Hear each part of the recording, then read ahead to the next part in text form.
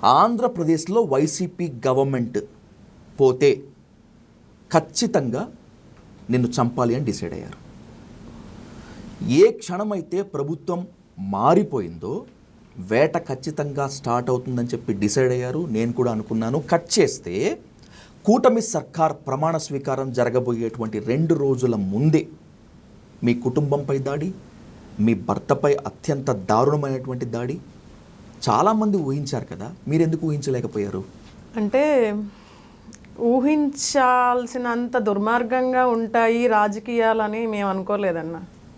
ఎందుకంటే మాది రాజకీయ ప్రవృత్తి కాదు, రాజకీయమే వృత్తి కాదు. మేము సామాన్యులం. పార్టీకి నిబద్ధతగా పనిచేస్తే, పార్టీ ఒక నాయకుడిని నమ్ముకొని కట్టుబడి పనిచేస్తే తప్పు అవుతుంది ఆంధ్రప్రదేశ్ రాష్ట్రంలో అనేది తెలియక, ఒకవేళ మనం నిలబడ్డా కూడా మేమున్న పరిస్థితుల్లో ఎంత దారుణంగా మమ్మల్ని సీరియస్గా ట్రీట్ చేస్తారని అయితే మేము అనుకోలేం. ఎందుకంటే ఎవరైనా కానీ మినిమం కొంచెం సెన్స్ ఉన్నోడు ఎవడైనా సరే, అంటే ఒక మంత్రి స్థాయిలో ఉన్నోడికి అర్థం కాలేదేమో కానీ కొంచెం సెన్స్ ఉన్న సామాన్య వ్యక్తికైనా అరే వాళ్ళని కదిలిస్తే మేము అనవసరంగా బయటికి తీసుకొచ్చిన వాళ్ళం అవుతాము, జనాల్లో వాళ్ళని పెద్దోళ్ళని చేసిన వాళ్ళం అవుతాం అన్న ఆలోచనలో ఉంటారు తప్పితే ఎవడు కూడా ఇంత దారుణంగా తీసుకొస్తే మా పార్టీకి నష్టం కలిగిద్దనే ఆలోచన లేకుండా గుడ్డితనంగా ఒక బీసీ ఆడబిడ్డ మీద ఇంటి మీద పడి బీసీ ఆడబిడ్డ పిల్లల్ని భర్తని ఇబ్బంది పెడుతున్నారన్న ఆలోచన కూడా లేదు. అంటే అది ఆ పార్టీలో ఉన్న మంత్రి గారు, ఆ పార్టీలో ఉన్న ఆ మంత్రి గారి ఆధ్వర్యంలో నడుస్తున్న వాళ్ళు ఆలోచించుకోవాలన్న. మేమైతే ఒకటే జరిగిద్ది అని మేము అనుకోవాలా, జరిగింది, ఓకే, ఇంకా అంతకుమించి ఏం చేయగలుగుతారు? మీరు వైసీపీలో ఉన్నప్పుడే, అంటే జగన్మోహన్ రెడ్డి ముఖ్యమంత్రిగా ఉన్నప్పుడే మీ మీద అటాక్ జరిగింది. అవునన్న. యువగళం టీము మీ ఇంటికి వచ్చి దాడి చేసి నానా ఇబ్బందులు పెట్టింది. ఆ వీడియోస్ అంతా కూడా ఇప్పటికీ ఉన్నాయి. అంటే మీరు వైసీపీలో ఉన్నప్పుడే, జగన్మోహన్ రెడ్డి సీఎంగా ఉన్నప్పుడే అటాక్ చేసినటువంటి వాళ్ళు గవర్నమెంట్ మారిన తర్వాత మిమ్మల్ని వెంటాడకుండా వేటాడకుండా ఉంటారని మీరు ఎట్లా అనుకున్నారు అసలు? అట్లా అనుకోవటానికి ఏంటంటే అన్న, వాస్తవంగా నేను మంగళగిరి నియోజకవర్గ నాయకుడికి, అంటే శాసనసభ్యుల స్థాయితో పోలిస్తే నేను చాలా చిన్నదాన్ని. వాళ్ళ అంతస్తులో కానీ, ఆస్తిలో కానీ, లేదంటే అన్ని విషయాల్లో కూడా నేను చాలా చిన్నదాన్ని అన్న. కానీ ఈ చిన్నదాన్ని చూసి ఇంత చిన్న స్థాయిలో ఉన్న వ్యక్తి మాట్లాడే మాటకో లేదంటే ప్రజల్లోకి వచ్చే ఆదరణకో భయపడ్డారు అంటే అతను ఎటువంటి నాయకుడు అని నేను ఆలోచించుకున్నా. అతను ఎంత స్థాయిలో ఉన్న నాయకుడైనా సరే ఎదురు నిలబడి నేను పోరాడాలి, నేను సాధించుకోవాలి. ఎందుకంటే రాజకీయాలతో సంబంధం లేని వ్యక్తిగా ఉన్న నన్ను రాజకీయాల్లోకి తీసుకొచ్చింది వాళ్ళే. తీసుకొచ్చిన తర్వాత కొంత టైం వరకు పార్టీ నడుస్తుంది, పార్టీ నేను అధికారంలోకి వస్తాను, నేను ఒక నాయకుడిగా ప్రూవ్ అయ్యాను, ఇంకెవరితో నాకు అవసరం లేదనుకున్నప్పుడు బయటికి గెంటేసింది వాళ్ళే. అంటే రమ్మంటాం పొమ్మంటాం ఏదైనా వాళ్ళ ఇష్టమేనా అన్న? మాకుండవా వ్యక్తిగతాలు? మాకుండవా? మా కుటుంబాలు ఉండవా? మా ఆత్మాభిమానం దెబ్బతినదా? దాన్ని బట్టి నేను ఎదురుతిరిగా నిలబడ్డాను, పోరాడాను అన్న. వాళ్ళు ఏది చేసినా కూడా పోరాట తత్వం అనేది మా పుట్టుకల్లో ఉంది. గౌడబిడ్డగా మా పుట్టుకల్లోనే పోరాడే తత్వం ఉన్నప్పుడు ఎవరికి భయపడే అవసరం లేదు. మనం ఏ తప్పు చేయలేదు, ఏ అవినీతి చేయలేదు, ఎవడైతే దోచుకోలేదు, ధైర్యంగా గుండెల మీద చేసుకొని చెప్పుకోగలుగుతానన్నా. నేను ఏ తప్పు చేయలేదు, నేను ఎవడి సొమ్ము తీసుకోలేదు, ఎవడి దగ్గర చేయి చాపలేదు, ఎవడి జీవితంలో నష్టపోవాలని మన వెనకాల గుంటలు దావలేదు. నేను ధైర్యంగా చెప్పుకోగలుగుతా. ఇవాళ నన్ను ఇబ్బంది పెట్టి, నా కుటుంబాన్ని ఇబ్బంది పెట్టి వాళ్ళు సంతోషపడుతున్నారు, వాళ్ళు ఒక మెట్టు ఎక్కారేమో కానీ నేను దిగజారిపోలా.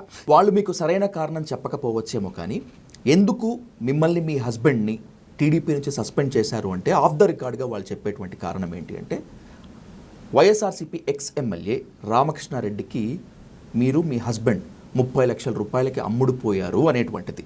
మీ వరకు వచ్చింది ఈ ఆరోపణ? అన్న, మాట అంటాం చాలా ఈజీ.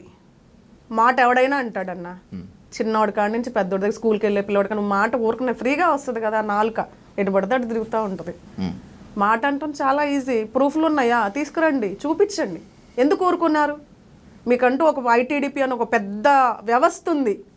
మీకంటూ ఈ ఐటీడీపీని ఒక ఆ వ్యవస్థను పెట్టుకొని ఎవరినైనా సరే మీ ఇష్టం వచ్చినట్టు చిన్న భిన్నం చేసే వ్యవస్థను పెట్టుకొని పనిచేస్తున్నారుగా, మానసపుత్రిగా వ్యవహరించి నడిపించారుగా.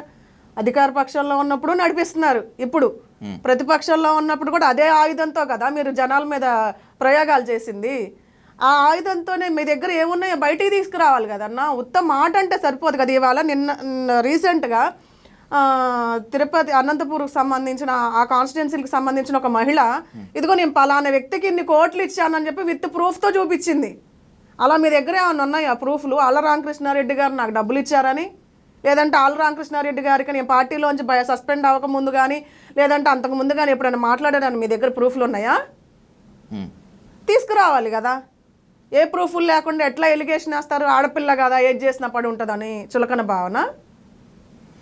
వైసీపీలోకి వెళ్ళిపోవాలనే టీడీపీలో ఉన్నప్పుడు నిశ్చయించుకున్నారా, లేకపోతే టీడీపీలోంచి బయటకు వచ్చినటువంటి తర్వాత వైసీపీకి వెళ్ళారా? ఎందుకంటే మీకు స్థానిక ఎమ్మెల్యేనో లేకపోతే ఒక చోటా మోటా లీడరో కాదు మిమ్మల్ని కండువా కప్పి ఆహ్వానించింది. అప్పటి సీఎం వైఎస్ జగన్మోహన్ రెడ్డి మిమ్మల్ని మీ హస్బెండ్ని కండువా కప్పి ఆహ్వానించారు. ఏమీ లేకపోతేనే, ఏది వ్యూహం లేకపోతేనే మిమ్మల్ని ఆ స్థాయిలో ఇన్వైట్ చేశారని చెప్పి నేను నమ్మాలా? అన్న వ్యూహాలు మిగతా వాళ్ళకు ఉన్నాయేమో తెలియదు కానీ మాకైతే నాకైతే పర్సనల్గా నాకు అంత ఆలోచించే అంత పరిజ్ఞానము లేదు, అంత రాజకీయపరమైన ఆలోచన ప్రణాళికలు లేవన్న. వాస్తవంగా అయితే మేము అసలు ఇక రాజకీయాలే వద్దు మాకు, ఏ రాజకీయాలు వద్దు మాకు. మేము ప్రశాంతంగా మా జాబులు మేము చేసుకుంటాం, మా పిల్లల్ని మేము పెంచుకోవాలి అనే ఆలోచనలో ఉన్నప్పుడు అన్ని రాజకీయాల పార్టీలు నా తలుపు తట్టినాయి. అన్ని రాజకీయాల పార్టీలు నా దగ్గరకు వచ్చి మాట్లాడింది. కానీ మేము వద్దు అనుకున్నాం. లాస్ట్ అండ్ ఫైనల్గా అప్పటికే వైఎస్ఆర్సీపీ పార్టీకి సంబంధించిన వాళ్ళు మా ఇంటికి 2-3 సార్లు వచ్చారు. వచ్చినప్పుడు వాళ్ళు అన్నమాట ఒకటే, ఒకసారి వచ్చి చూడండి, మీకు ఇష్టమైతే జాయిన్ అవ్వండి, లేదంటే లేదు అని చెప్పేసి అన్నారు. కానీ వన్స్ నేను జగనన్న ఛాంబర్లో అడుగు పెట్టిన తర్వాత ఆయన నాతో మాట్లాడే విధానం కానీ, నన్ను రిసీవ్ చేసుకునే విధానం కానీ పర్సనల్గా, అరే నేను ఇలాంటి వ్యక్తినా నేను అనింది. అరే నేను నమ్ముకున్న పార్టీ సిద్ధాంత ప్రకారం వాళ్ళు చెప్పిందల్లా నేను చేస్తే నన్ను ఇవాళ రోడ్డు పాలు చేసి నా ఆత్మాభిమానం మీద దెబ్బ కొట్టి నన్ను ఇలా చేశారు. అరే అన్యం పుణ్యం తెలియకోకుండా ఏం ఈ వ్యక్తి ఏంటి, ఈ వ్యక్తి గురించి ఏంటో తెలియని వ్యక్తిని నేను మాట్లాడినాను, ఇవాళ నేను దోషణ అయిపోయాను. కానీ ఆ వ్యక్తి కనీసం ఆలోచనలో కూడా లేదు, ఆ మాటలో కూడా లేదు, కానీ కంటి చూపులో కూడా లేదు.